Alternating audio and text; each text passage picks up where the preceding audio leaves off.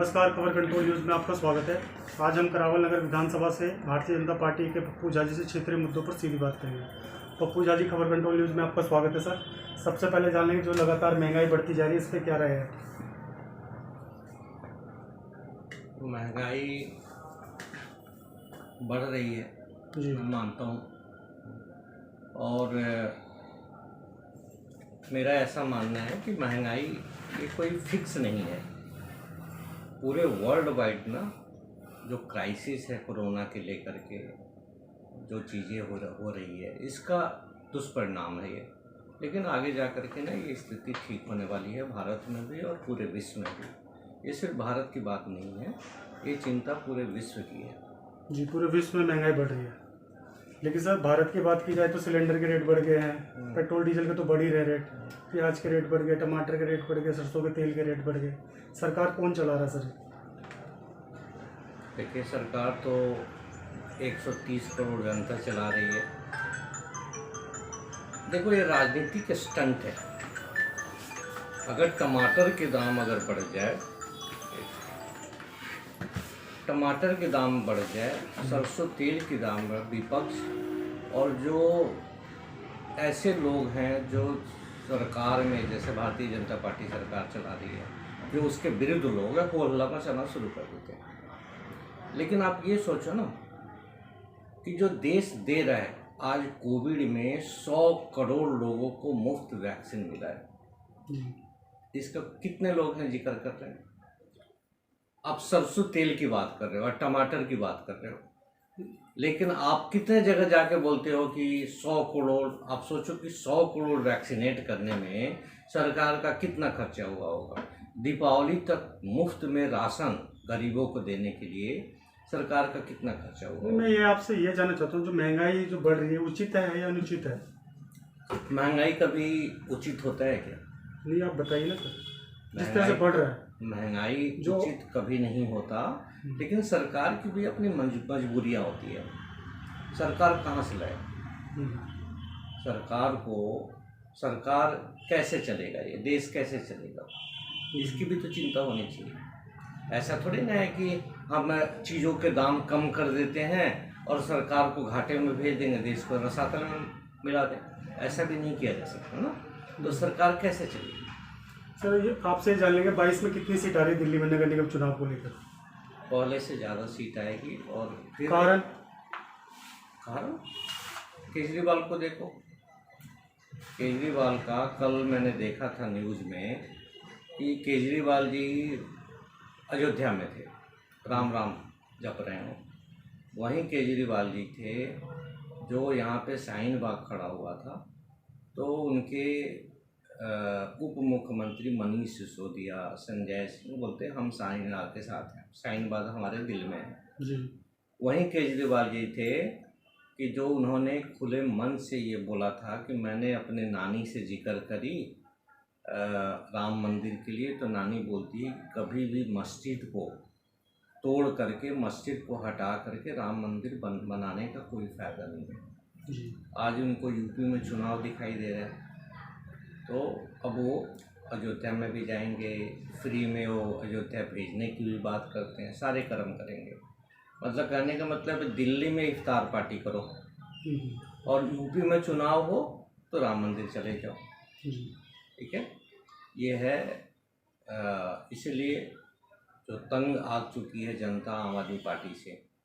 यहाँ का जो दिल्ली में सरकार है, जन विरोधी सरकार है। सरकार शराब के ठेके खुल रहे हैं, कोई सड़क नहीं बनी, कोई हॉस्पिटल नहीं बना, कोई स्कूल नहीं खुल रहे हैं। कितने कॉलेज खोल दिए उन्होंने, कितने स्कूल बना दिया। तो उसको देख करके ऐसा जनता को अब लगने लगा है कि हमने बहुत गलत डिसीजन लिया कि दिल्ली में केजरीवाल जी का सरकार बना करके। तो अब एमसीडी में भी फिर पुनः बीजेपी की सरकार बनेगी और पहले से ज़्यादा सीट आएगी।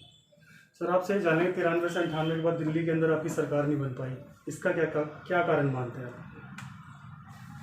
जनता पसंद नहीं करती आपको? ऐसा कुछ नहीं है। अगर जनता पसंद नहीं करती, या दिल्ली में कोई सीएम चेहरा नहीं है आपके पास?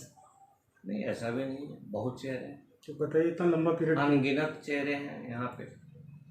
एक्चुअली क्या है कि दिल्ली जो है एक प्रबुद्ध, भारत देश के हर कोने के लोग यहाँ पे रहते हैं, सबकी विचारधारा अलग है, सब हर जाति के लोग रहते हैं, पढ़े लिखे सबसे ज़्यादा लोग रहते हैं।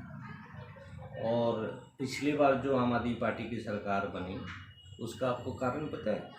यहाँ पे कांग्रेस, और आज भी देखो आम आदमी पार्टी भी अपना एमसीडी चुनाव की तैयारी में लग गई है, बीजेपी भी तैयारी में लग गई है, लेकिन कांग्रेस में कोई सुगबुगाहट नहीं है, क्योंकि उसको पता है कि अगर कांग्रेस मजबूत होती है तो इसका फ़ायदा बीजेपी को होगा। इसलिए इस बार के चुनाव में, जैसे पिछले विधानसभा के चुनाव में कांग्रेस ने हाथ खड़े कर दिए थे और बॉल आम आदमी पार्टी को दे दिया था, एमसीडी भी ऐसे ही होना है कि भैया बॉल कोशिश करेंगे ये लोग आम आदमी पार्टी को देने का, ताकि यहाँ पे बीजेपी डिफीट हो, लेकिन ऐसा कुछ नहीं होगा।